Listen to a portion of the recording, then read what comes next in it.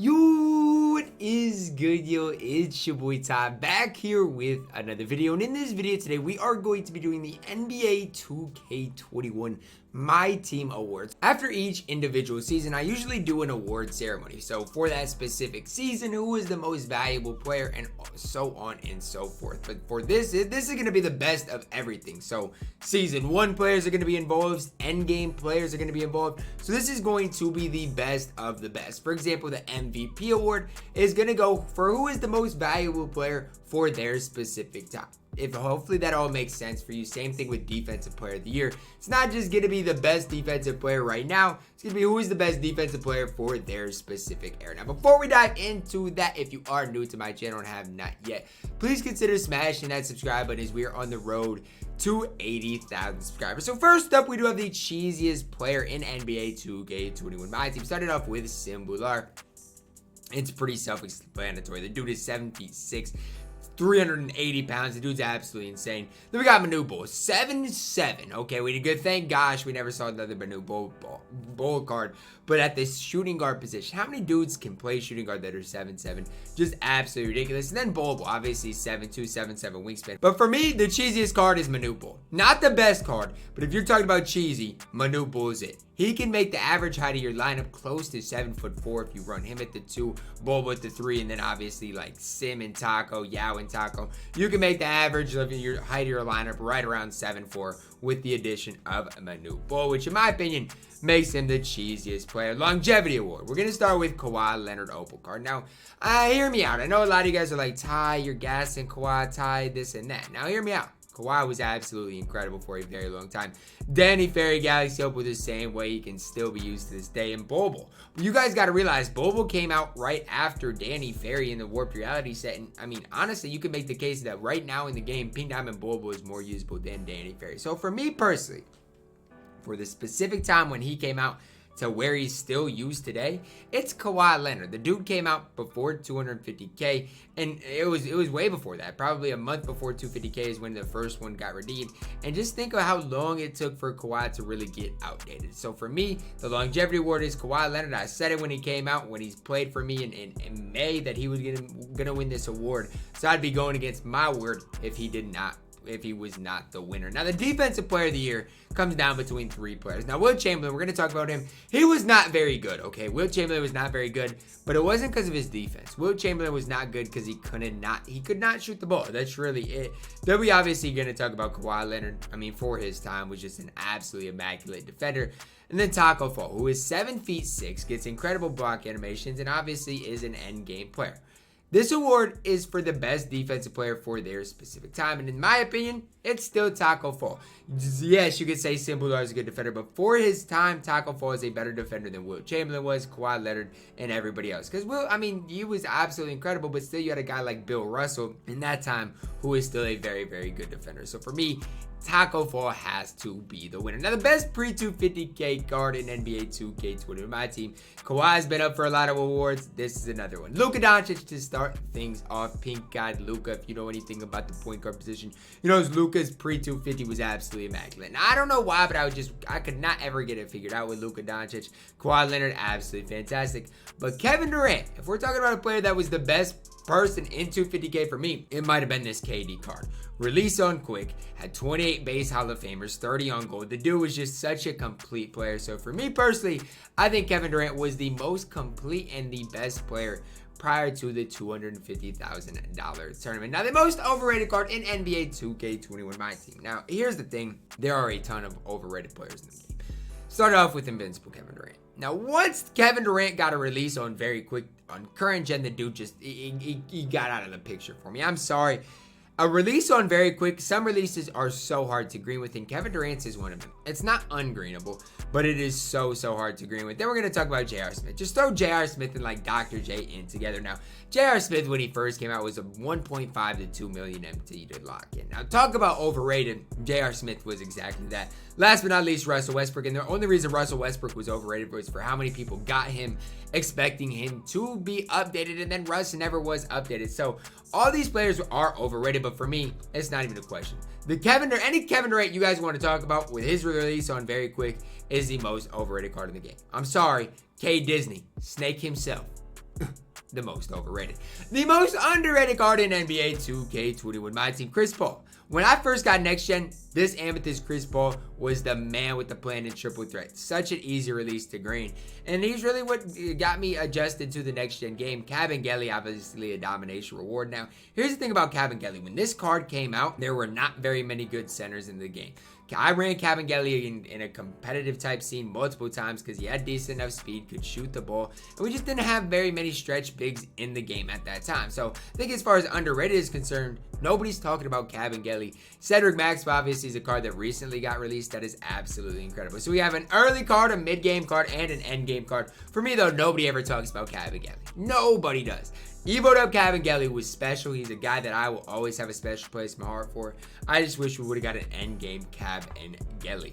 Next up, the best unlimited reward, either Paul Pierce, Cedric Maxwell, or Kevin McHale. The Boston Celtics takeover, okay? Paul Pierce started off, obviously, DBG was one of the first players to get him because DBG week 1 was just absolutely immaculate. Cedric Maxwell came out about the time 250K was out, and I mean, he was solid. Cedric Maxwell was very solid for his time, especially with jump shot 3 on quick. And then Kevin McHale.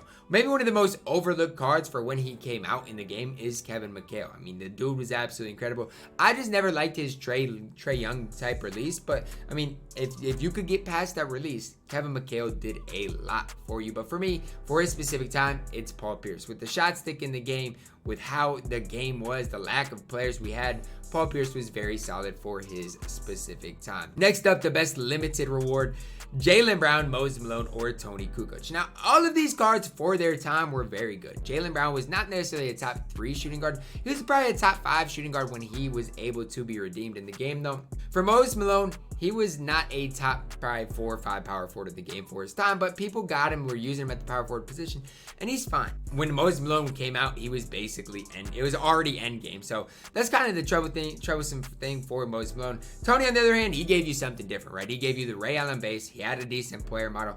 That Tony card was better, in my opinion, than Moses Malone and obviously Jaylen Brown overall. For me, Tony is the winner, right? He still plays on my no money spent squad. He is more than usable. He's knocked down in the catch and shoot situation.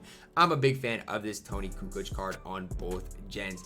Best Ascension reward. We're going to start off with Bob Lanier. Look, Bob Lanier is going to get a lot of hate, but here's the thing.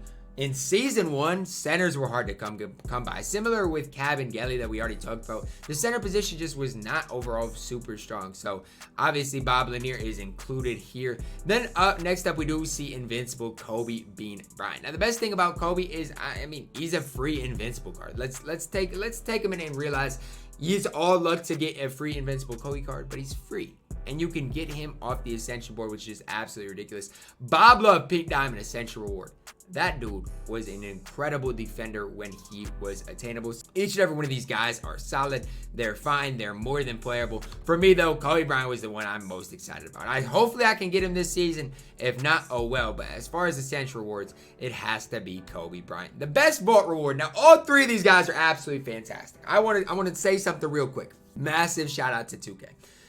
They gave us some good vaults this year. Not everything was all great. I mean, we saw some very bad vault rewards, but these 3, they did something for us. Starting with Danny Ferry. Obviously, we all know what Danny Ferry's capable of. We still know to this day, base 98. This one came with 33 Hall of Famers, 34 on gold. Terry Dishinger, I think, had 16 base Hall of Famers, maybe 33 on gold.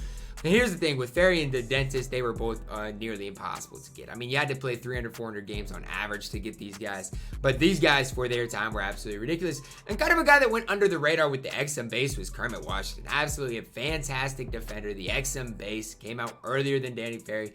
The Kermit Washington era was one that I definitely did enjoy. For me, though, Danny Ferry is the winner. It was close between him and the Dentist, but for me, Danny Ferry just did a little more for me personally. Now, the best Toga reward, this one is a super close one. JoJo White week 1 was absolutely fantastic. Came with the Paul George base.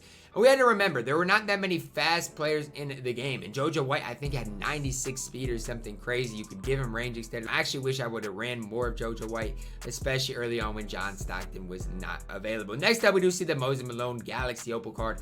I actually ran him as my backup center in 250K. Outplayed Anthony Davis on that day for me. Moses was just absolutely fantastic. You gave him the speed shoe Grinch, and he could move and groove. Right before Moses Malone, we saw Gary Payton. Same season, obviously, it was Gary Payton and then Dwayne Wade. Those two really controlled the show for me. It was those guys and then the rest. Really was a big fan of the glove and what he could give me. I'm glad I got Gary Payton over a guy like Bill Russell. Moses, JoJo, Gary, all very good token players. I wish we would have saw more of them, but my favorite, maybe it's 250K bias, is Moses Malone's Galaxy Opal. Now, the Rookie of the Year, this is an award I want to explain to you guys. So this is the first time we've seen these guys. That's what Rookie of the Year means. So obviously all the rookies, Mobley, all the Cade Cunninghams of the world, Jalen Greens are rookies. But the cards that just got their first card this year, I believe, are also available for this award. So Danny Ferry, Terry Dishinger also are kind of rookies in 2K because we have never seen them before. Cade Cunningham, obviously base 98. We know what he is going to do for you. One of the top 2 point guards in the game right now. Danny Ferry obviously was a top player in the game when he came out. Probably the top card when he was released. Terry Dishinger was a top card as well. So all 3 of these guys, for being their first year in 2K, give you something special. You could make a case for each and every one of these guys. For me, though, Danny Ferry's just the best. I know Danny Ferry's going to win a lot of maybe awards, but the dude was just absolutely fantastic for his specific time. The budget MVP. So, obviously, Simbular, when he came out, was a lot cheaper than he is. Now he's like 10K when he came out, and now he just has went up in price. Malik Sealy, everybody made the... Well, Malik Sealy's basically Kawhi, okay? Malik Sealy wasn't quite as good as Kawhi Leonard, but for a time, Malik Sealy was absolutely incredible. Like, you can't tell me Malik Sealy was not one of the best cards in the game when he was released. And then, obviously, the Ruby Nick Anderson was more than usable for a very, very long stretch. So, all these guys are very, very solid budget players for their specific time. Now, for me, one guy's ahead of the rest, and that's Simbular. I think I got my Simbular anywhere from 10 to 20K. Put a shoe on him, put him badges for 40K. You're looking at one of the best overall cards in the game.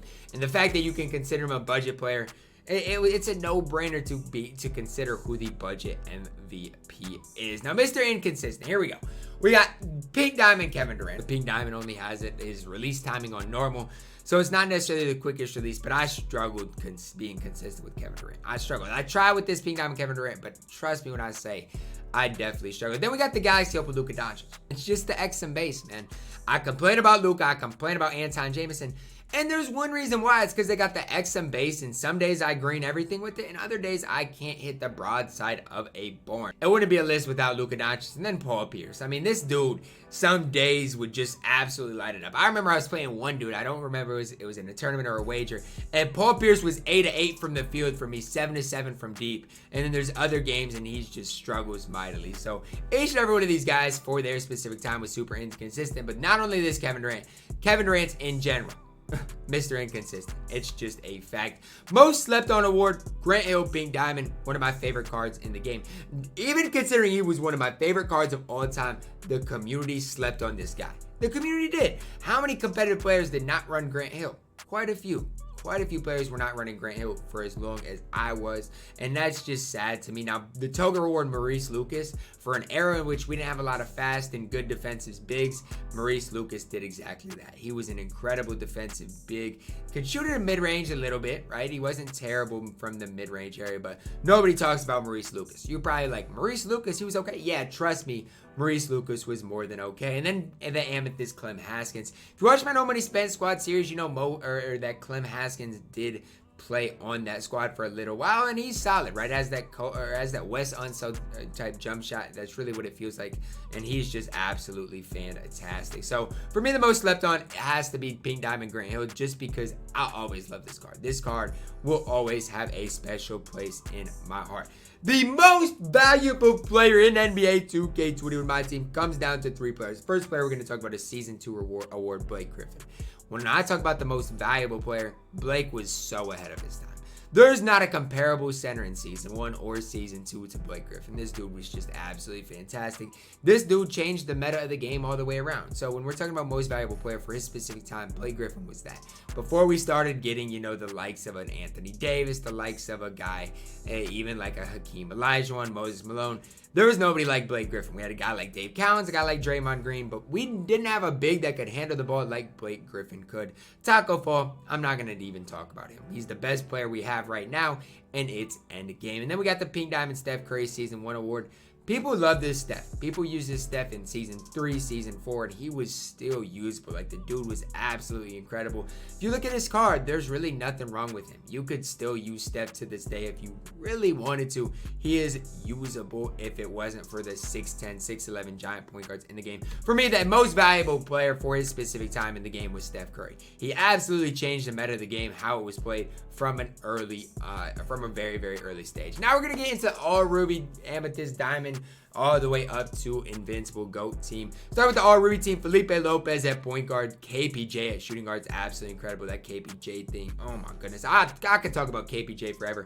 Kobe Bryant at the 3, Thad Young at the 4, and then obviously Wendell Carter Jr. at the 5. Can make a case Mo Bamba at the 5 as well, but Wendell Carter Jr., just look it up. He is very, very solid. Actually, is a card I use a lot when I do have to use Ruby. So this is the all Ruby team. Again, Felipe Lopez obviously is very incredible with the JR type base. And then KPJ, Kobe Bryant, Thad Young, and Wendell Carter Jr.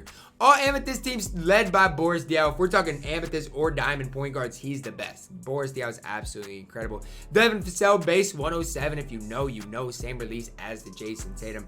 Absolutely incredible. Chuma Okeke, a card I personally have never used. I'll be the first to say that. But everybody loves him. Whether I stream, whether it's on YouTube, everybody loves Chuma Okeke. They hype him up as one of the best amethysts in the game.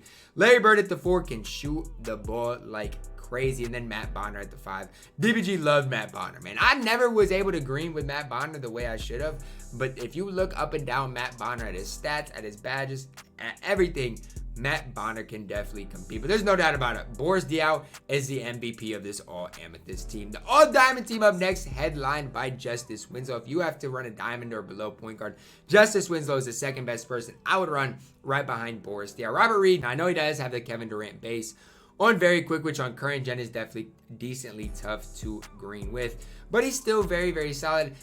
Giannis Antetokounmpo at the 3, the Gladiator Giannis, he's a freak, man. Giannis, the Greek freak, is just an incredible defensive player. Now, LaMelo Ball or Luka Doncic at the 4, you could kind of swap them, right? Some people prefer LaMelo Ball Diamond. Some people prefer the Diamond Luka Doncic. You can't go wrong with either of them. If you're looking for a triple threat player, LaMelo Ball is an out of position, is a very, very solid option. And then at the 5, no doubt for me, Diamond Eddie Curry is the man with the plan.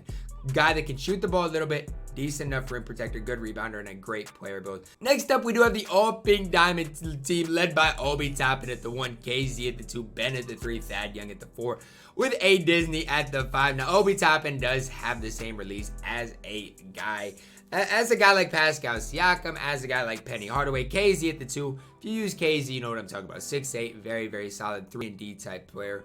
Wing for KZ. Ben Simmons, if you run him, you're going to want to run your offense through him if you are on current gen, but I slept on Ben Simmons initially when that pink diamond Ben came out. He is absolutely fantastic. Not as good as the Dark Matter, but he is very, very solid at the small 4 position. Thad Young at the 4, followed by AD at the 5. Obviously, Thad has the base 98, and AD is just going to hold it down at that center position. All Opal team, Cade Cunningham at the point guard position. Just an off-brand of the Dark Matter. Very solid, still just lacks a few hot spots. Darius Miles at the 2, a card I'm a big fan of. Just don't green too much with him. Jonathan Isaac at the 3, no doubter for a Galaxy Opal. If you can give me that Jonathan Isaac any day of the week, and I will absolutely love him. Dino at the 4 with Sean Bradley at the 5. If we're talking next gen players, Sean Bradley's up there as far as MVP is concerned, because he is just absolutely fantastic on next gen specifically. All Dark Matter team, Cade, AK base 98, Danny Ferry. You see it. Base 98 at the point guard, base 98 at the shooting guard, base 98 at the small forward, then Mobley at the 4, and Sim Boular at the 5. This squad is a squad that you can go out into Unlimited with and just compete with any other squad in the game. Just because there's no Invincibles, just because there's no GOATs. This squad right here is absolutely elite. And then we get into the all Invincible GOAT team, headlined by the Invincible Ben Simmons at the point guard position, Kawhi at the 2, Bull at the 3, Kareem at the 4, and Taco Fall at the 5. If you ask me, is this the best squad you can make in NBA 2K21 right now? Maybe outside of substituting Andre Kirilenko in for Kawhi Leonard. But outside of that, this is the best squad you can make in NBA 2K21 My Team. But that is going to wrap it up for the awards for NBA 2K21 My Team.